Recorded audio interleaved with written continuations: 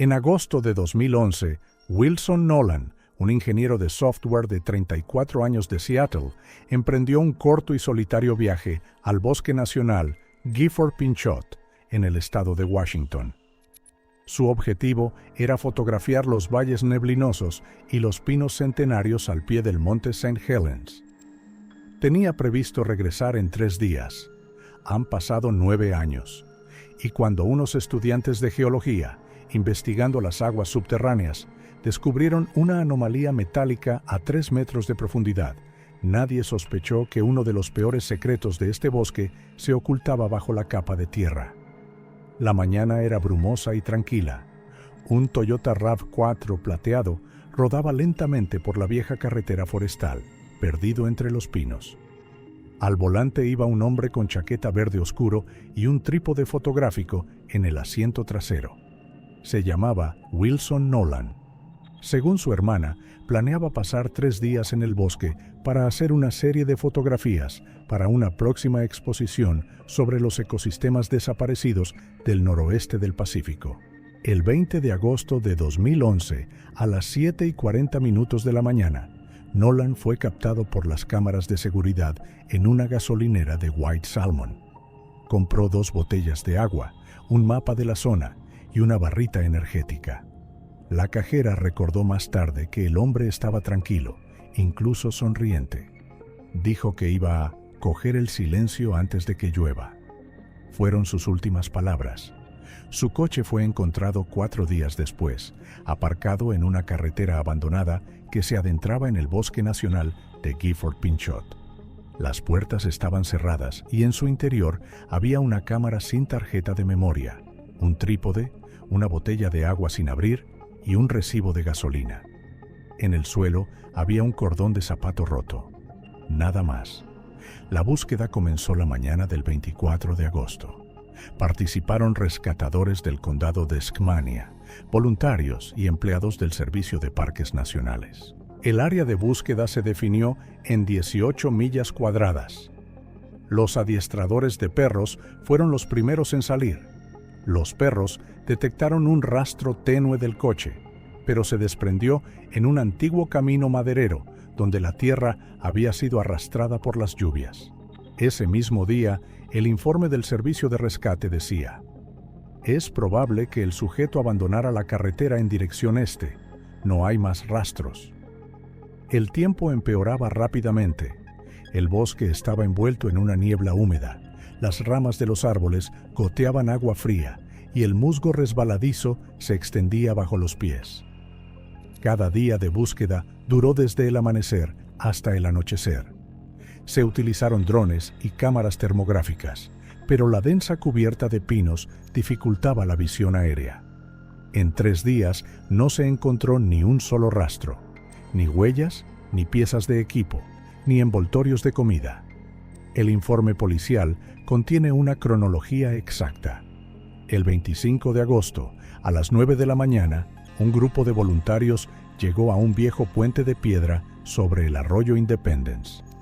En la barandilla encontraron una huella de bota de un tamaño que coincidía con la de Nolan. Junto a ella había un trozo de linterna de plástico. Los buscadores revisaron la orilla del arroyo a lo largo de media milla en ambas direcciones, pero el agua era poco profunda y la corriente demasiado débil para arrastrar a nadie. Al final de la semana, un helicóptero de la Guardia Nacional se sumó a la operación. Los pilotos inspeccionaron los valles montañosos al sur del monte St. Helens, donde, según los lugareños, los turistas se perdían a menudo. Las fotos aéreas no mostraban más que niebla y una oscura franja de bosque. La última señal de su teléfono móvil se detectó el 22 de agosto a las 10 de la mañana desde la zona de Blue Creek, a unas 8 millas de donde estaba aparcado el coche. Después se hizo el silencio. Los expertos explicaron que ahí empieza la zona sin cobertura, donde no hay torres. Anna, la hermana de Wilson, llegó de Seattle al día siguiente del anuncio oficial. Se unió personalmente a la búsqueda. Más tarde, en una entrevista con un periódico local, dijo: «Caminábamos por el bosque con el musgo mojado hasta las rodillas. Parecía que estaba cerca, solo que no nos oía. Al tercer día de la operación, se encontró un rastro del incendio, unas cuantas ramas carbonizadas y una tapa de lata. El laboratorio confirmó que no había huellas ni restos de ADN, y que probablemente se trataba de un antiguo campamento de los cazadores. El 27 de agosto, el informe del sheriff del condado era una línea seca.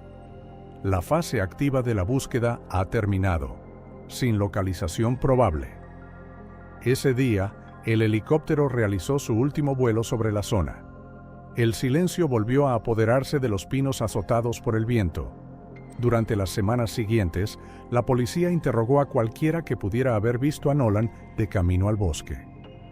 Un trabajador del camping recordó haber visto a un hombre que se parecía a él caminando por el sendero en dirección a la antigua mina Eastern Cliff. Otros testigos no lo confirmaron. El informe decía, probablemente un falso avistamiento. A finales de septiembre se cerró la investigación oficial. El coche fue devuelto a la familia. El encaje se conservó como prueba material. El caso se clasificó como desaparición sin circunstancias conocidas. El bosque de Gifford Pinchot recuperó rápidamente su calma habitual. Los vientos arrastraban el olor de las hogueras. El camino estaba cubierto de hojas caídas y el cartel con la foto de Wilson que había en la caseta cercana al aparcamiento se desvaneció y desapareció con las primeras nieves. Pero los que lo buscaron aquel verano recuerdan algo más. Un silencio extraño y tangible que se interponía entre los árboles, como si el propio bosque no quisiera que se descubriera su secreto. Septiembre de 2011 fue frío y lluvioso. Los caminos deslavados del Bosque Nacional Gifford Pinchot estaban cubiertos por una capa de hojas húmedas y una espesa niebla descendía cada mañana como si quisiera ocultar algo en lo más profundo de los árboles. Habían pasado más de 3 semanas desde la desaparición de Wilson Nolan y la búsqueda se estaba convirtiendo poco a poco en una investigación. Un detective de la oficina de distrito, el sargento Richard Long, viajó a Seattle para hablar con la familia de Nolan. En su informe declaró, la hermana Anna Nolan cree que su hermano no habría desaparecido voluntariamente. No se identificaron conflictos personales, deudas o problemas de salud mental. El sujeto tenía un trabajo estable, aficiones y contactos sociales. Long intentó elaborar una cronología de los últimos días antes de la desaparición. Todos los testigos señalaron el estado tranquilo y equilibrado de Nolan. Estaba comprando material, planeando una exposición de fotografías e incluso había llegado a un acuerdo con un colega sobre un proyecto conjunto tras regresar de su viaje. Las versiones oficiales de la historia parecían estándar. La primera era un accidente. El bosque Gifford Pinchot es conocido por sus zonas peligrosas, minas abandonadas, barrancos y valles pantanosos. Teóricamente, el hombre podría haberse caído, caer en un sumidero o en un arroyo. Pero la ausencia de rastros, fragmentos, trozos de ropa, una mochila, fue debilitando esta hipótesis. La segunda versión era el ataque de un animal. Los biólogos consultados dijeron que en la región hay osos negros, linces y coyotes, pero cerca del coche no se encontraron señales de lucha, sangre ni rastros de depredadores. Alan Mercer, experto del Servicio de Parques, dijo en el informe: si hubiera habido un ataque, tendría que haber un cadáver u objetos en un radio de 3 kilómetros. Ese tipo de silencio no se produce. La tercera versión es una desaparición voluntaria. La policía comprobó todas las cuentas bancarias y transacciones electrónicas de Nolan. La última transacción fue una compra de combustible 2 días antes de que se fuera. Después de eso, no hubo ningún movimiento de fondos. Su pasaporte, documentos y la mayor parte de su dinero se quedaron en casa. Este escenario parecía improbable. Octubre trajo la primera nevada en las montañas. La operación de búsqueda se interrumpió oficialmente, dejando el caso bajo la jurisdicción del Departamento del Sheriff. El caso se calificó de desaparición abierta sin indicios de delito. A partir de ese momento, la investigación se convirtió en una espera de hallazgos fortuitos. El primero en informar de un nuevo rastro fue un cazador local, Edward Hopkins. Llamó a la policía el 20 de octubre, declarando que había visto en el bosque a un hombre vestido con un camuflaje sucio, que se comportaba de forma agresiva y le gritaba exigiéndole que abandonara el terreno. Hopkins señaló un punto en el mapa, un antiguo vertedero cerca de la mina abandonada de Red Creek. Esa misma semana, otros 2 cazadores contaron historias similares. Uno oyó disparos sin huellas de caza visibles y el otro vio humo procedente de una hoguera en una zona donde no estaba permitido cazar. La policía envió una patrulla. Divisaron una vieja cabaña con las ventanas rotas y un círculo de fuego quemado cerca. Dentro solo había fragmentos de botellas, varias latas vacías y un saco de dormir roto.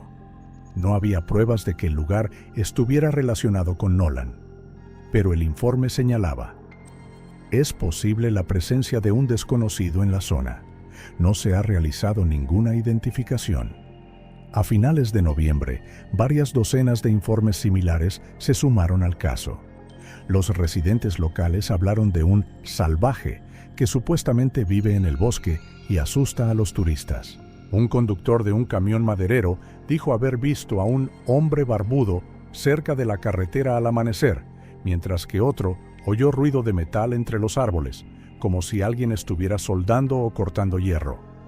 Ninguno de estos relatos fue confirmado. El detective Long siguió recopilando información, pero cada nuevo documento no hacía sino aumentar el misterio. En uno de sus informes escribió: rumores, temores, relatos contradictorios. No hay una sola línea a la que agarrarse. En diciembre, el caso de Nolan fue reasignado a la unidad de personas desaparecidas. El sheriff del condado de Skamania anunció el cambio a un modo pasivo de investigación. Esto significaba que no se tomarían nuevas medidas a menos que se dispusiera de pruebas adicionales. Para la familia, esta frase sonaba a sentencia. Anna Nolan siguió escribiendo llamamientos a los medios de comunicación, apareció en las noticias locales y ofreció una recompensa por cualquier información. Todo fue en vano. Nadie había visto a su hermano. Nadie había encontrado nada que le perteneciera. En enero de 2012, cuando la nieve cerró por completo los caminos forestales, se redactó un informe final.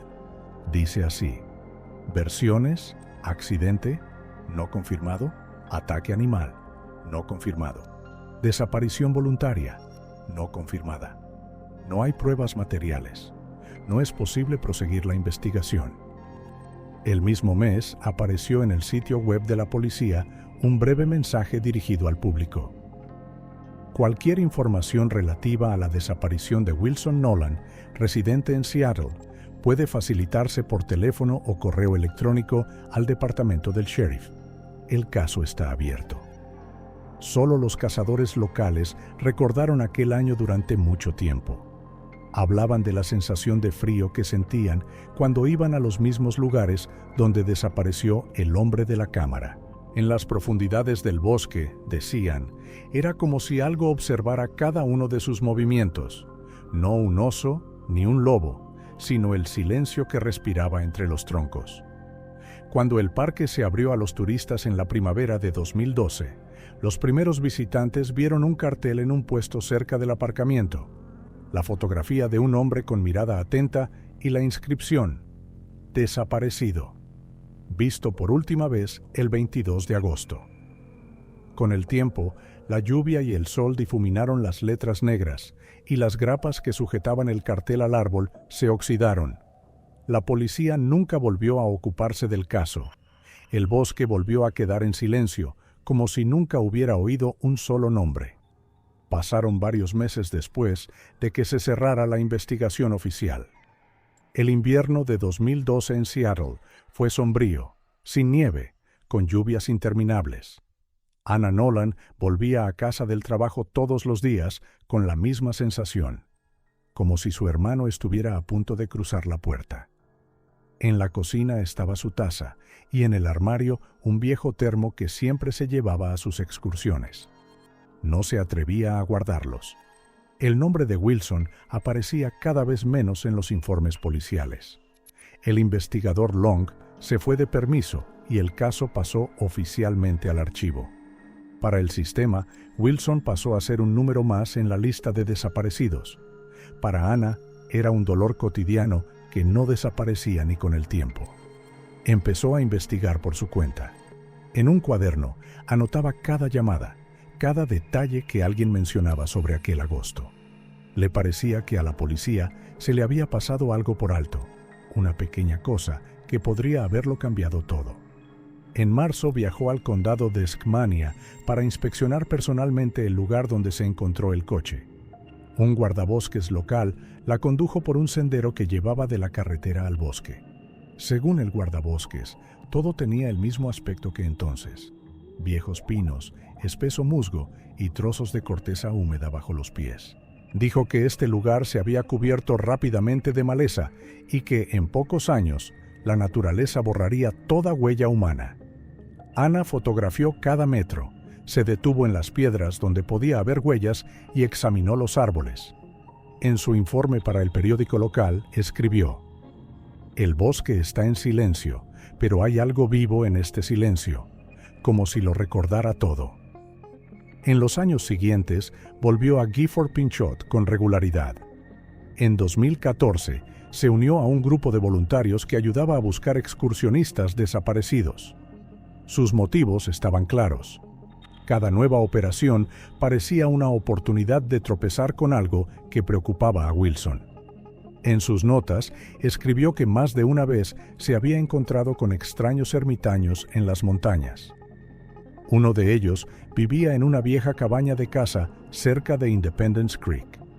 El hombre se negaba a hablar, solo observaba desde detrás de la puerta mientras ella caminaba por el sendero. Anna recordó que su mirada era fría e indiferente. Volvió al campamento e informó del incidente al guarda forestal, pero no se tomó ninguna medida. Mientras tanto, la familia se desmoronaba. La madre de Anna murió de un ataque al corazón 2 años después de la desaparición de su hijo. En su historial médico, el doctor escribió: «El estado empeoró debido al estrés crónico». El padre, antiguo profesor, vendió la casa y se mudó a Oregón para empezar de nuevo. Apenas se hablaban y un silencio se instaló entre ellos, como el del bosque. Anna se quedó en Seattle. Trabajaba como bibliotecaria, vivía sola y todas las noches miraba las viejas fotografías de su hermano. Sus obras se convirtieron para ella en una especie de archivo de recuerdos. Las imágenes muestran ríos, piedras y árboles en la niebla. Empezó a analizar las fotografías como pruebas, buscando detalles que pudieran señalar el lugar de su última ruta. En 2015, creó un pequeño sitio web dedicado a las desapariciones en parques nacionales. Allí publicó materiales, copias de informes y relatos de testigos presenciales. Su artículo sobre las zonas inexploradas de Gifford Pinchot, áreas en las que, según los guardas forestales, ni siquiera los mapas coinciden debido a antiguos errores en las coordenadas, fue el que suscitó más debate. Ella suponía que eran los lugares donde podían quedar senderos por descubrir. Sus amigos la convencieron de que dejara atrás el pasado. Le dijeron que 9 años sin resultados era el límite tras el cual tenía que seguir adelante. Pero Anna no podía. Su vida giraba en torno a una fecha, el 22 de agosto. Todos los años, ese día, volvía al bosque, colocaba una pequeña señal de piedra junto a la carretera, donde antes estaba el coche de Wilson, y dejaba una rama con un lazo rojo. La policía no reabrió el caso. No aparecieron nuevas pruebas. Sin embargo, Anna siguió buscando. En 2017, se matriculó en un curso de cartografía en línea para aprender a trabajar con georradares y mapas digitales. Le interesaba todo lo que pudiera ayudarla a leer el bosque de otra manera. A menudo decía a los periodistas que la naturaleza no se esconde es la gente la que no ve. Algunos de sus amigos empezaron a considerarla obsesiva, incluso obsesionada. Una vecina recordaba: volvía de sus viajes agotada, cubierta de polvo, pero con ojos que brillaban. Decía que oía algo por la noche, un sonido como el suave golpeteo de un metal bajo tierra. La policía no comprobó estas historias.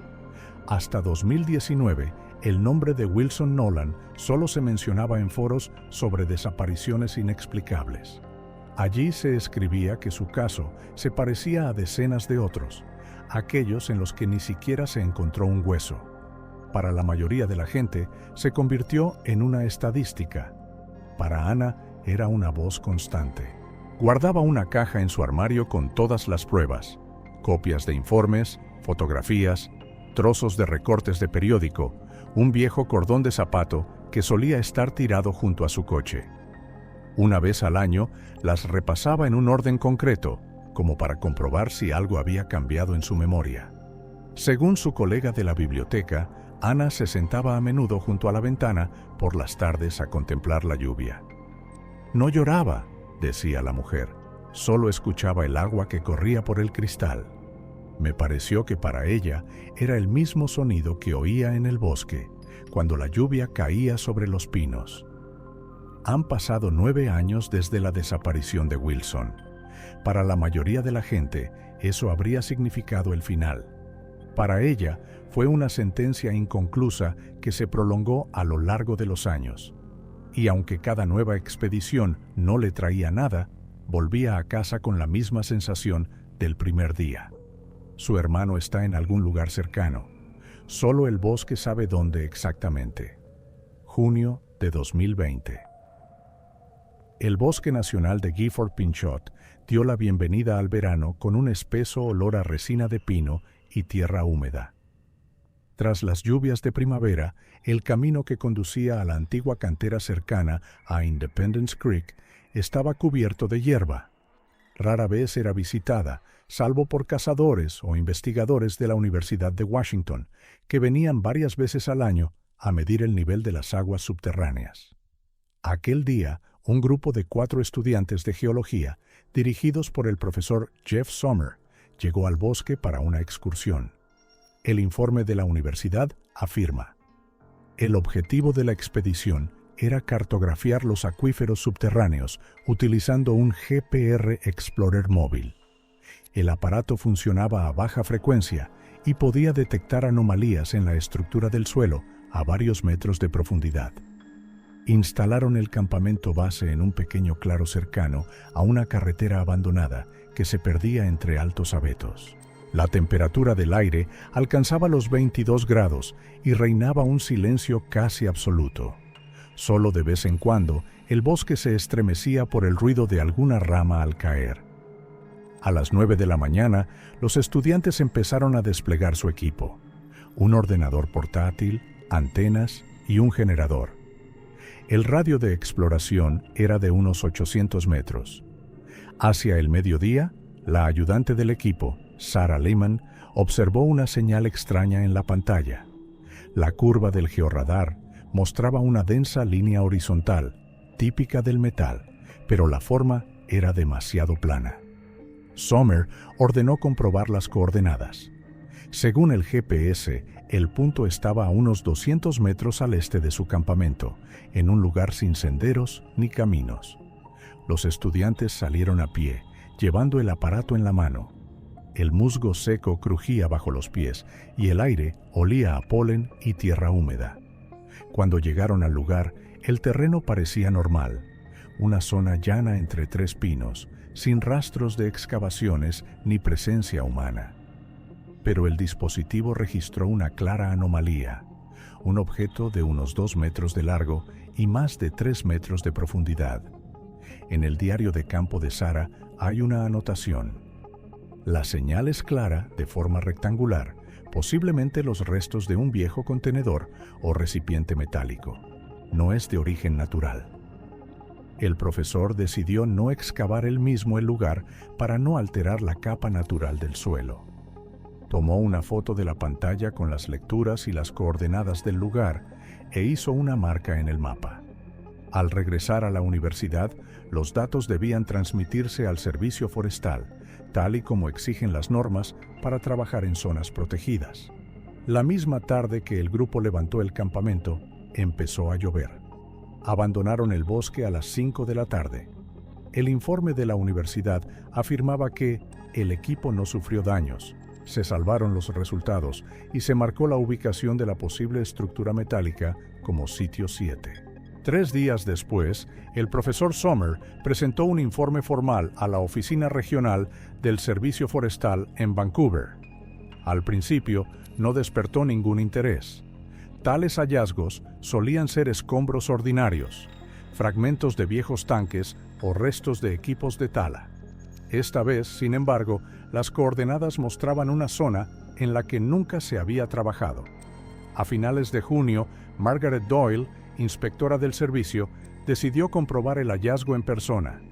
Acudió al lugar con 2 miembros del personal y un técnico de georradar, y su informe se convirtió más tarde en un documento clave del caso. El objeto tiene la forma de un paralelepípedo rectangular. La señal es homogénea. El grosor del metal es significativo. La profundidad es de aproximadamente 3 metros. No hay signos de corrosión ni cambios en la estructura del suelo a su alrededor. A estas alturas, aún no sabían de qué se trataba.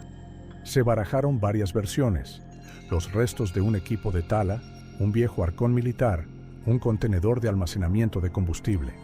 Pero ninguna de ellas explicaba por qué estaba a tanta profundidad bajo tierra y por qué la tierra de encima no mostraba signos de apisonamiento. Tras la inspección, los inspectores instalaron una señal de advertencia sobre la zona peligrosa y enviaron una solicitud al Departamento de Policía local para comprobar si había algún incidente delictivo en la zona. Unos días después, llegó la respuesta. No había ningún caso activo en esas coordenadas. La única coincidencia era la antigua desaparición de un turista de Seattle en 2011, Wilson Nolan. Los documentos indicaban que su coche se encontraba a 15 kilómetros de este punto. En julio, el Departamento de Geología de la universidad recibió una carta en la que se solicitaban los datos originales del escáner. Tras el análisis, los expertos concluyeron que el objeto tenía una densidad y una forma similares a las de un contenedor de transporte o un gran cofre metálico.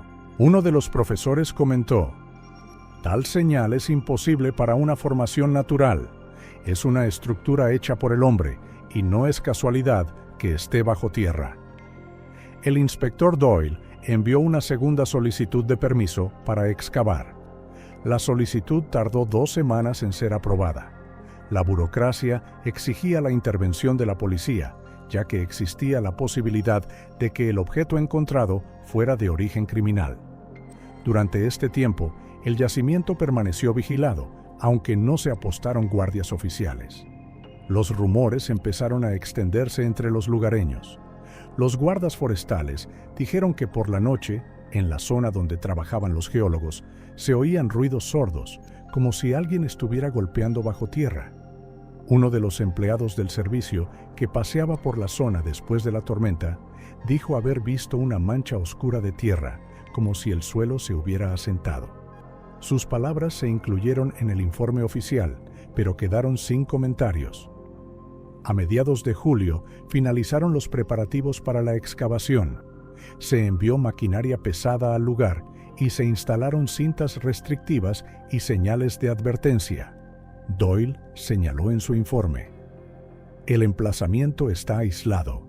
Los trabajos están previstos para la mañana del 24 de julio, preliminarmente identificado como un contenedor metálico de propósito desconocido".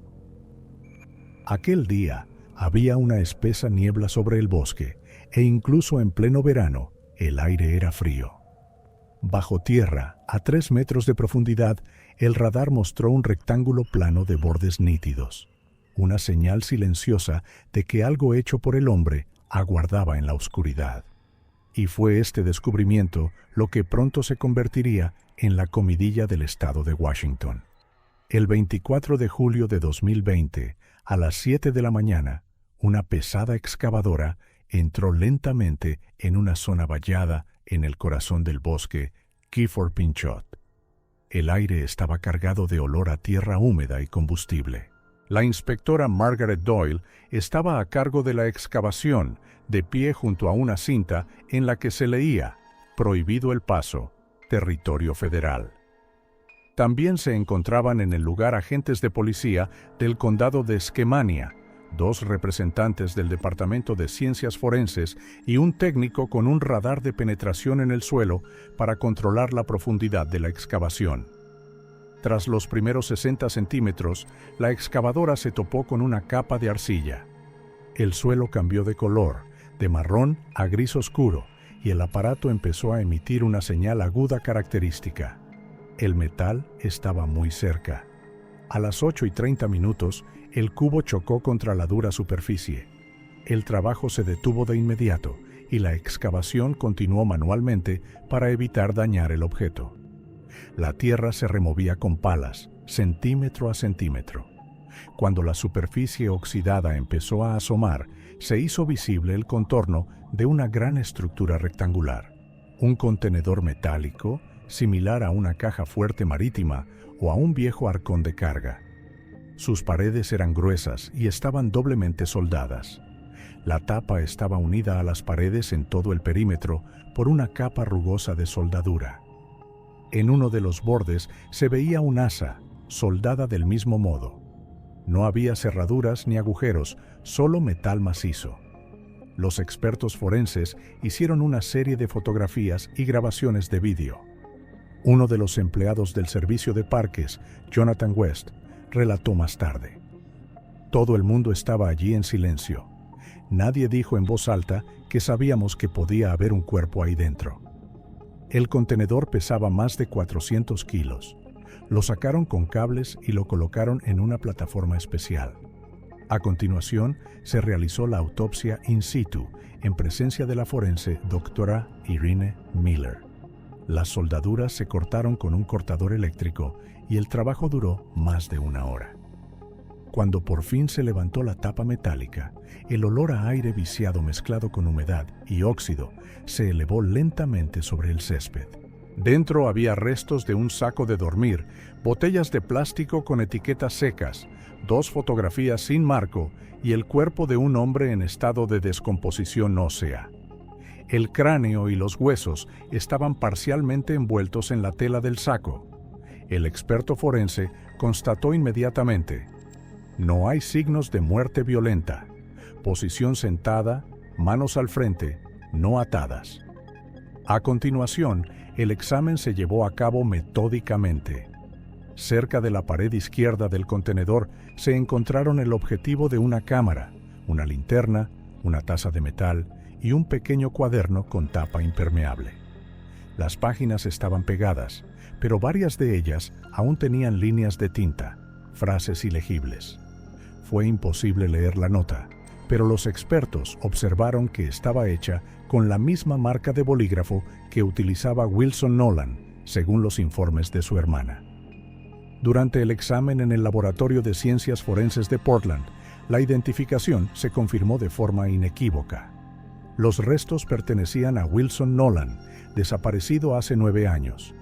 El ADN coincidía con las muestras biológicas de sus familiares. Las investigaciones posteriores arrojaron resultados que dejaron atónitos a todos. Había arañazos en las paredes interiores del contenedor que parecían marcas de uñas. El experto forense explicó: estaba vivo cuando lo encerraron. No se encontraron orificios de ventilación. No había medios de escape en el interior, solo una superficie metálica soldada con una costura continua. El análisis minucioso del tejido conservado en la parte inferior del contenedor mostró un elevado nivel de sales y ningún signo de descomposición típico de la humedad. Esto indicaba que el cuerpo había permanecido allí en condiciones herméticas y que la muerte se había producido por una lenta deshidratación. Según los médicos, el hombre no llevaba más de 4 días dentro. Cuando la policía del condado recibió los resultados del examen, el caso se reclasificó oficialmente como secuestro y asesinato. El comunicado de prensa del departamento contenía un breve extracto. La muerte no fue causada por heridas o depredadores. La persona fue encerrada deliberadamente en un contenedor metálico sin acceso al aire. Se trata de una privación deliberada de la vida por encierro. Se tomaron muestras de metal y soldadura del contenedor. Los expertos han determinado que el material es acero industrial, fabricado a mediados de los 90. Las soldaduras se hicieron a mano, con un electrodo antiguo. Ese trabajo solo podía hacerlo una persona con experiencia en soldadura. Se documentó cada detalle del contenedor: una cámara, fragmentos de tela, incluso pequeños trozos de óxido. Se prestó especial atención a un pequeño gancho metálico atornillado al interior de la tapa. Su función seguía sin estar clara. Tal vez servía para colgar cosas, o quizá era el resto de algún sistema mecánico que se había cortado antes de enterrar el contenedor. Anna Nolan se enteró del descubrimiento al día siguiente. Llegó a la comisaría de Vancouver e identificó las pertenencias de su hermano: una cámara y un objetivo. Sus palabras quedaron recogidas en el informe oficial. Sabía que no había muerto por accidente. Estaba intentando salir. Tras la identificación, el cadáver fue entregado a la familia para su entierro. Pero esto era solo el principio de la investigación. Había que averiguar quién había creado ese sarcófago metálico improvisado y por qué en ese lugar concreto. Los investigadores averiguaron que, efectivamente, una pequeña empresa maderera había operado cerca en los años 90, utilizando contenedores móviles para almacenar herramientas. Sin embargo, los documentos de archivo sobre esas instalaciones habían desaparecido y los antiguos empleados hacía tiempo que se habían marchado. El Servicio Federal solicitó una copia de todos los datos del georradar. Las imágenes muestran claramente que el contenedor estaba enterrado a una profundidad uniforme, sin signos de hundimiento natural. Esto significa que se había bajado mecánicamente, posiblemente con una excavadora o un bastidor elevador. El trabajo requirió al menos 2 personas. Se asignó el caso a agentes del FBI. Estudiaron un mapa de la zona, buscando posibles puntos de acceso que pudieran haber existido en 2011. Resultó que había un antiguo camino forestal a 1,5 kilómetros del lugar, ahora completamente cubierto de maleza, que podría haberse utilizado para traer el contenedor y llenarlo. Ese verano, los trabajos continuaron durante varios días más en el claro donde había estado la caja fuerte oxidada. Removieron la tierra que la rodeaba, tomaron muestras de polvo y analizaron las raíces de los árboles que habían brotado encima. Durante el tiempo que el cuerpo estuvo bajo tierra, los pinos habían conseguido echar nuevas raíces a través de la capa de arcilla. Al atardecer, cuando se retiraba el equipo, el sol tocaba las copas de los árboles y el silencio volvía a reinar en el aire. El silencio que había guardado 9 años de espera. Por primera vez, el bosque reveló lo que había estado ocultando durante tanto tiempo y al mismo tiempo dejó claro que aquello no era más que el principio de una larga y oscura historia que aún estaba por desentrañar. Tras el anuncio oficial del descubrimiento del contenedor, la investigación fue asumida por el Grupo Operativo del Condado de Skamania.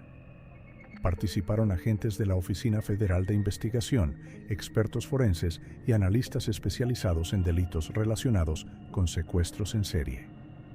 El objetivo era determinar quién podía haber creado y enterrado la estructura tan lejos de la civilización. El primer paso fue estudiar mapas antiguos y planos técnicos del bosque. Los documentos de archivo del Servicio Forestal Nacional mostraban que, en los años 90, una carretera provisional para el transporte de madera pasaba por la misma zona. Hacía tiempo que se había cerrado, pero aún podían verse rastros de ella desde el aire. Una estrecha franja casi invisible que se extendía hasta Independence Creek. Este descubrimiento explicaba cómo el pesado contenedor se adentró en el bosque en primer lugar. Era posible que los vehículos llegaran hasta allí. A continuación, los investigadores empezaron a buscar a las personas que habían vivido en la zona en las últimas décadas. Uno a uno entrevistaron a antiguos leñadores, cazadores y guardas. El nombre de Ronald Graves apareció varias veces. En antiguos informes del Servicio Forestal, figuraba como propietario de una pequeña parcela de tierra cerca del río Lewis.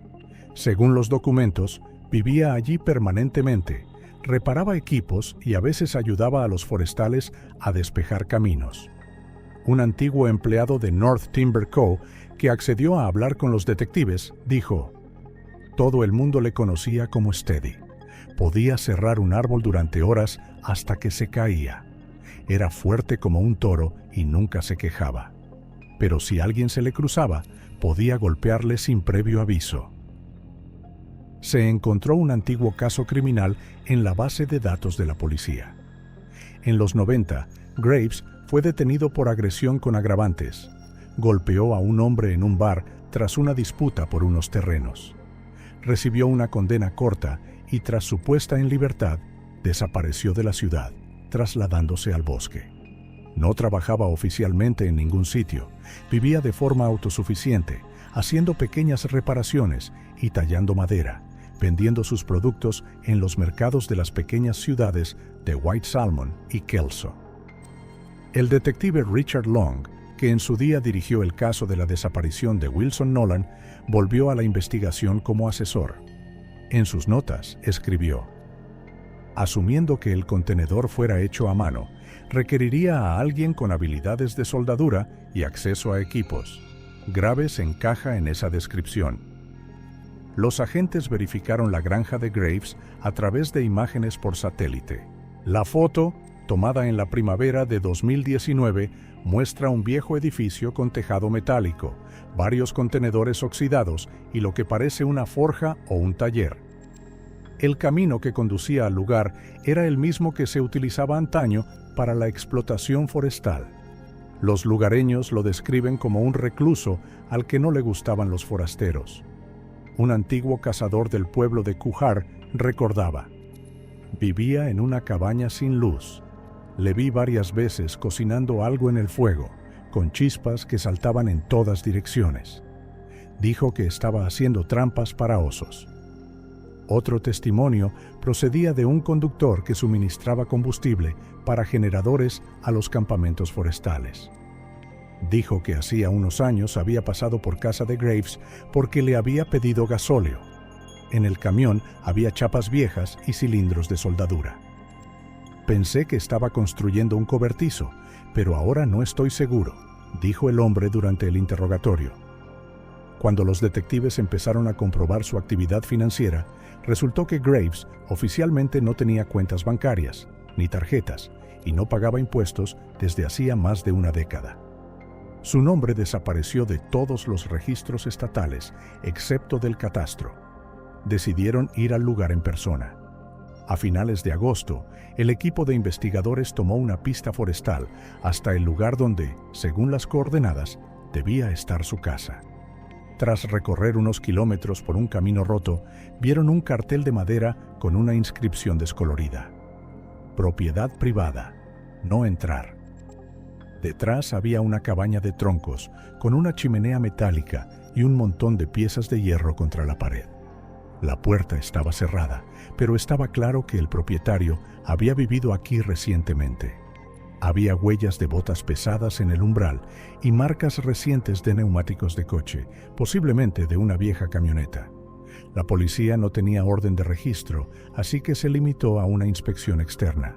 En el patio trasero encontraron un montón de planchas de hierro oxidadas y fragmentos de un viejo contenedor de tamaño similar al hallado bajo tierra.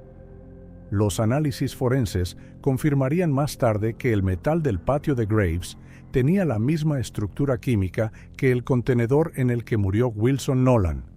Sin embargo, esto no se sabía en aquel momento. En su informe, el agente Joel Foster describió el lugar como una combinación de chatarrería y taller. Herramientas metálicas, trozos de cadena, alicates oxidados y una estufa cerca del cobertizo que alguien había utilizado con regularidad. El humo dejaba una capa de hollín en las paredes. Los lugareños dijeron que Graves solo acudía de vez en cuando al pueblo más cercano para comprar harina, munición y gasolina. La cajera de una tienda recordaba: era tranquilo, pero siempre pagaba en efectivo. Llevaba una vieja chaqueta del ejército y guantes, incluso cuando hacía calor. Una vez vi una mancha en su manga que parecía óxido o sangre. Los detectives empezaron a trazar un perfil psicológico. Un hombre de mediana edad, con experiencia en la explotación forestal, físicamente fuerte, solitario, con antecedentes de violencia. Un hombre capaz de fabricar una estructura metálica que pudiera utilizarse para aislar a la víctima. A finales de agosto, la policía recibió una orden de registro de la propiedad de Graves. Pero solo quedaban unos días para ejecutarla, así que el equipo decidió prepararse, reuniendo toda la información posible. Según uno de los agentes, fue entonces cuando se dieron cuenta por primera vez de hasta qué punto la historia se había adentrado en el bosque. Entre los documentos encontrados en el archivo local había un informe de hacía 15 años. Una queja de unos turistas sobre un hombre agresivo que gritaba que había que mantener el bosque limpio de extraños. El nombre que figuraba en el documento era Ron Graves. Cuando el detective Long revisó el informe, dijo a sus colegas: «No estamos buscando solo un testigo, buscamos a alguien que cree que puede juzgar a la gente por entrar en su bosque». Esa noche, el equipo dejó el lugar bajo vigilancia y se dirigió a la ciudad para preparar los documentos oficiales. En la oscuridad, el humo de su chimenea se arremolinaba por encima de los árboles, fino y recto, como una señal. El bosque volvía a estar tranquilo, pero este silencio parecía vivo, alerta, como un suspiro antes de una tormenta. El 30 de agosto de 2020, a las 6 de la mañana, un grupo de detectives y expertos forenses acudió a la propiedad de Ronald Graves. La orden de registro había sido firmada la noche anterior por un juez del condado de Skamania. La policía actuó con cautela.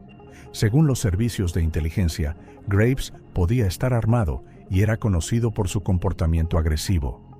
La operación se llevó a cabo con la participación de una unidad táctica. El camino hacia su casa discurría por una antigua carretera maderera, ahora medio cubierta de maleza. El coche avanzaba lentamente en la niebla. Los neumáticos resbalaban en el suelo mojado. Unos cientos de metros antes de la cabaña, el coche se detuvo y el grupo continuó a pie. El bosque estaba en silencio, solo se oía de vez en cuando el canto de un pájaro carpintero. La casa era la misma que en las fotos de los drones. Una pequeña estructura de troncos, ventanas cubiertas de madera contrachapada por dentro y un tejado de metal oxidado. En el porche había tocones de madera y una vieja mochila. Cuando los detectives se acercaron, no se oyó ningún ruido del interior. La puerta estaba cerrada pero no atrancada. El agente Foster fue el primero en entrar. Dentro había un fuerte olor a moho, humo y metal. Las linternas iluminaban la pequeña habitación, donde en lugar de muebles había estanterías hechas de tablas. En cada estante había cosas dispuestas de forma casi museística: cámaras, linternas, relojes, cuchillos, botellas de plástico. Algunos objetos eran viejos, cubiertos de polvo, otros eran más nuevos, brillantes, como si los hubieran limpiado recientemente. Varias mochilas de distintos colores estaban tiradas en el suelo, con cajas con firmas al lado. Una tenía escritas con tiza las palabras Sendero del Norte, la otra Lago Meriwether. Tenían equipo de senderismo, cuadernos y mapas con marcas. Los expertos empezaron a fotografiarlo todo tal y como lo encontraron. El forense Dr. Miller anotaría más tarde: ni un solo objeto fue esparcido al azar. No parece un desorden normal, es un sistema. En la pared, encima de la mesa, había una pizarra con varias fotografías clavadas. La mayoría eran de periódicos, anuncios de turistas desaparecidos. En el centro había una foto de Wilson Nolan, recortada de una página web de la policía. Debajo había una inscripción a lápiz: intruso, entró donde no tenía derecho. Cuando abrieron el armario, encontraron dentro ropa de diferentes tallas. En los bolsillos había hojas dobladas con coordenadas, fechas y frases cortas. 2 cerca del arroyo. Un hombre solitario. Cámara. Uno de los expertos reconoció el modelo de objetivo encontrado en el contenedor. El mismo estaba en un cajón de la mesa. Al lado había un pequeño cuaderno encuadernado en cuero. El cuaderno fue el principal hallazgo. La primera página contenía las palabras registro de purificación. Luego había anotaciones que parecían una confesión o un manifiesto. Estaba escrito con una letra pulcra pero temblorosa. El texto repetía la misma idea. El bosque es un organismo vivo que hay que limpiar de ruido, de basura, de gente que no oye su respiración. Varias páginas mencionaban fechas concretas que coincidían con los años de desapariciones de otros turistas.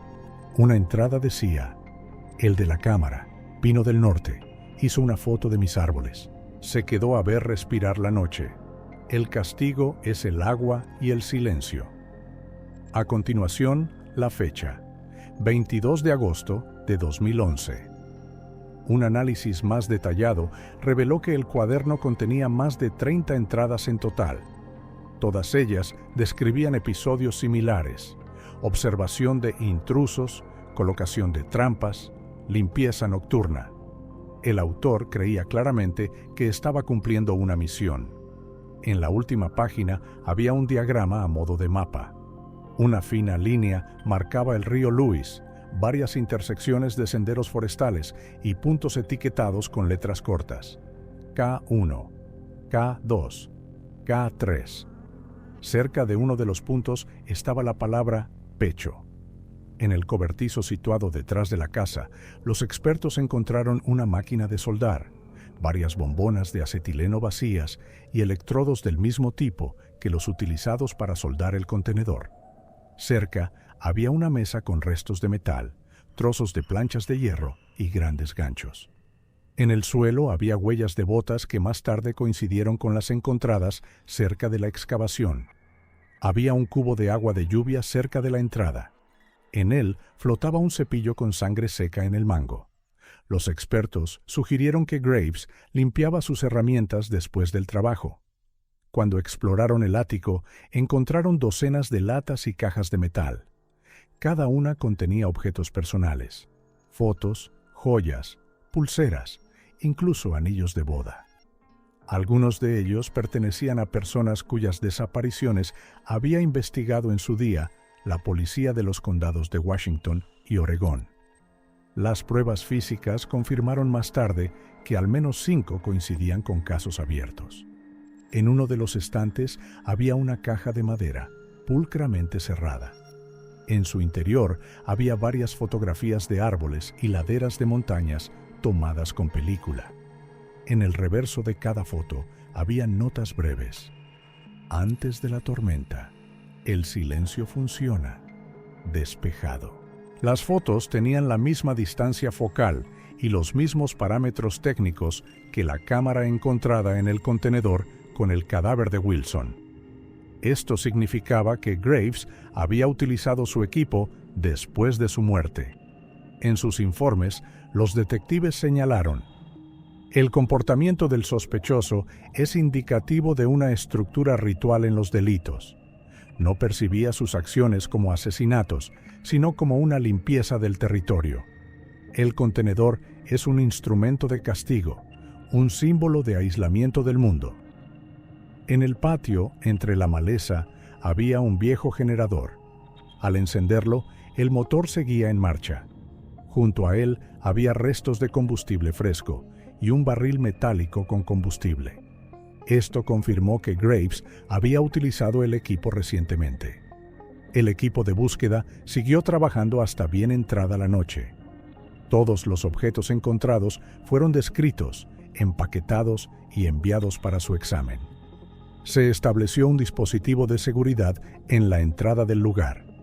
El informe del jefe de la operación dice: la cabaña es un almacén de pruebas materiales en toda regla. El sospechoso actuó de forma sistemática, tenía un motivo claro y una lógica ritual. El número de objetos encontrados indica que los crímenes duraron al menos 2 décadas. Mientras el sol se ocultaba tras las copas de los árboles, la búsqueda seguía su curso. Las linternas se reflejaban en las ventanas como los ojos de otra persona. Hacía frío y la humedad del bosque. Uno de los expertos dijo a media voz que todo el lugar parecía un museo del silencio, donde cada objeto habla en silencio de alguien que nunca regresó de su campaña. El 9 de septiembre de 2020, al amanecer, el bosque Gifford Pinchot se despertó con el sonido de los motores. 3 camionetas de la policía se acercaban al antiguo emplazamiento donde se alzaba la cabaña de Ronald Graves. Se produjo un tenso silencio entre los agentes. En los últimos días se habían estado preparando para la operación, comprobando rutas, comunicaciones y planes de evacuación. Según los servicios de inteligencia, Graves se encontraba en el lugar. Los vecinos habían visto salir humo de su chimenea. A las 6:30, el equipo rodeó la casa. El detective Foster gritó que la policía tenía una orden de detención. No hubo respuesta. 1 minuto después, se abrió la puerta y apareció en el umbral un hombre con una chaqueta polvorienta y una barba gris desaliñada. No llevaba ningún arma. Se limitó a mirar a los agentes y a levantar las manos en silencio. Le detuvieron sin oponer resistencia. Lo tiraron al suelo, lo esposaron y lo encerraron en la parte trasera del coche. El vídeo de la cámara corporal muestra a Graves diciendo tranquilamente: «Llegas demasiado tarde, el bosque se ha limpiado solo». Fue interrogado durante más de 6 horas en la comisaría de Vancouver. Los investigadores leyeron en voz alta fragmentos de su cuaderno y enumeraron los objetos que habían encontrado. Graves no negó ni un solo objeto. Al contrario, empezó a hablar, casi con placer. Según los presentes, habló con voz firme y tranquila, como si explicara una simple verdad. «Yo no maté», dijo, «solo restablecí el orden. Vinieron aquí sin respeto. No escucharon al bosque». Su testimonio quedó recogido en 30 páginas del protocolo. Describió con detalle cómo observaba a los turistas, cómo los consideraba plagas. Cuando los investigadores le preguntaron por el contenedor, respondió: «Era una cámara de silencio. La gente tenía tiempo para escucharse a sí misma. Algunos duraban 3 días, otros menos». Los psiquiatras que intervinieron en el caso determinaron que el sospechoso estaba cuerdo. Su comportamiento no era coherente con la psicosis, sino más bien con el fanatismo ideológico. Tenía su propio sistema de creencias, según el cual el bosque era un ser vivo, y él era su ejecutor. El informe médico decía: «Hay una obsesión con la idea de limpiar la naturaleza, sin sentimiento de culpa». Tras varios días de interrogatorio, Graves fue trasladado a la cárcel del distrito de Vancouver. Durante el transporte permaneció en silencio, preguntando al guardia una sola vez cuánto faltaba para llegar a sus árboles. El juicio comenzó en marzo de 2021. En la sala reinaba un silencio opresivo. Graves estaba sentado tranquilamente, sin apartar los ojos del juez. Se le acusaba de 5 asesinatos en primer grado, así como de privación ilegal de libertad y ocultación de cadáveres. Las pruebas eran abrumadoras. Una coincidencia de ADN en las armas, anotaciones de su diario, fragmentos de metal que procedían de la misma fuente y una colección de pertenencias de los turistas desaparecidos. El fiscal leyó un fragmento del cuaderno durante la vista. Un hombre encerrado en el silencio recupera su pureza. Si puede soportarlo, el bosque le dejará marchar. Si no, se convertirá en parte del suelo. Las palabras provocaron un murmullo en la sala. Graves se limitó a sonreír. Testificaron expertos, detectives y familiares de los desaparecidos. Anna Nolan se sentó en primera fila. No apartaba los ojos del hombre que le arrebató a su hermano. Durante un descanso, los periodistas le preguntaron cómo se sentía. Su respuesta fue noticia nacional. He esperado 9 años para ver a un hombre que pensaba que la muerte era una purificación. Ahora sé que el silencio tiene rostro. La defensa intentó argumentar que Graves no era consciente de las consecuencias de sus actos, pero los exámenes psiquiátricos y el carácter sistemático de los crímenes lo refutaron. Actuó deliberadamente. Fabricó los contenedores, eligió a las víctimas y ocultó cuidadosamente los rastros. Durante su discurso final, el fiscal se dirigió al tribunal. El acusado no solo privó a las personas de su vida, sino también del derecho a gritar, a hablar. Su método es la forma más pura de tortura: el silencio. El veredicto del jurado se anunció tras 30 horas de deliberaciones. Culpable de todos los cargos. Graves escuchó el veredicto con calma. Cuando el juez le preguntó si tenía algo que decir, dijo: «Pueden encerrarme, pero el bosque lo recuerda todo. Sabe que tenía razón». Fue condenado a cadena perpetua sin libertad condicional. Tras el juicio, el caso de Nolan se declaró oficialmente resuelto. Esto no supuso ningún alivio para Anna. Visitó el lugar donde se encontró el contenedor. Allí había una pequeña cruz de madera con una placa: «En memoria de Wilson Nolan, que escuchó el silencio». Dejó en el suelo la vieja cámara de su hermano, sin película ni objetivo. Los periódicos locales informaron de que el bosque Gifford Pinchot había cambiado tras aquellos sucesos. Algunos senderos estaban cerrados y la zona donde estaba la cabaña estaba marcada como zona restringida. Los turistas que pasaban por allí decían que reinaba un extraño silencio, en el que ni siquiera se oía a los pájaros. En el informe final de los investigadores hay una breve frase que luego citaron todos los medios de comunicación: «El caso está cerrado. El bosque habla en silencio». Para Anna, este silencio se convirtió en un compañero constante. Nunca volvió a Seattle y se instaló cerca del monte St. Helens, donde cada mañana veía los mismos pinos entre los que murió su hermano. Todos los años, el 22 de agosto, enciende una pequeña linterna junto al camino y la deja encendida hasta el amanecer. El silencio bajo los pinos ahora no significaba paz, sino recuerdo. E incluso cuando el viento pasa entre las ramas, parece que el bosque respira uniformemente, igual que cuando nadie sabía que en sus profundidades había una caja metálica con una historia que llevaba 9 largos años intentando ocultar.